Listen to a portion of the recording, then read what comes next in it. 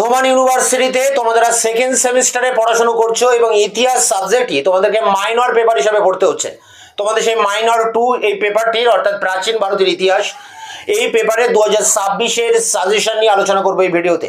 এখানে সাজেশনের প্রতিটা প্রশ্নের উত্তর আমি চ্যানেলে আপলোড করে দিয়েছি।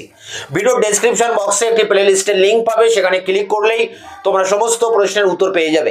এছাড়া তোমাদের সাজেশনের প্রশ্নগুলো 5 এবং 10 নম্বরের প্রশ্নগুলো যদি ইউটিউবে লিখে সার্চ করো তাহলেও আমাদের অ্যান্সার তোমরা পেয়ে যাবে। তোমাদের এই পেপারের উপরে যে শর্ট প্রশ্নগুলো পরীক্ষায় আসবে তার একটা ভিডিও নিয়ে খুব দ্রুত তোমাদের সামনে নিয়ে আসবো। এখন আমি অন স্ক্রিনে তুলে ধরছি Bardhaman university second semester history minor 2 2026 সালের ফাইনাল লাস্ট মিনিট সাজেশন, যে জায়গা থেকে তোমরা খাতায় নোট ডাউন করবে।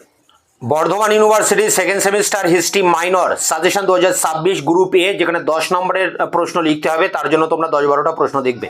গুপ্ত সাম্রাজ্যের পতনের কারণ এবং হুন আক্রমণ কতটা দায়ী, হুন আক্রমণ প্রতিরোধে স্কন্দগুপ্তের কৃতিত্ব, হর্ষবর্ধনের কৃতিত্ব আলোচনা করো, ত্রিপাক্ষিক সংগ্রামের কারণ ফলাফল লেখো, রাজপুত জাতির উদ্ভব ও বিতর্ক লেখো, সুলতান মাহমুদ মোহাম্মদ গুরির ভারত আক্রমণের তুলনামূলক আলোচনা করো, চোলদের স্থানীয় সাহিত্য শাসন ব্যবস্থার বৈশিষ্ট্য লেখো, চোলদের সামুদ্রিক অভিযানের বর্ণনা দাও, আদি মধ্যযুগে ভারতের সুফি আন্দোলনের উদ্ভব বৈশিষ্ট্য লেখো, আদি মধ্যযুগে ভারতে ভক্তি আন্দোলনের উদ্ভব বৈশিষ্ট্য লেখো, আদি মধ্যযুগে দক্ষিণ ভারতে মন্দির স্থাপত্য সম্পর্কে লেখো এবং শেষ প্রশ্ন পাল সেন আমলে বাংলার সমাজ সংস্কৃতির পরিচয় দাও।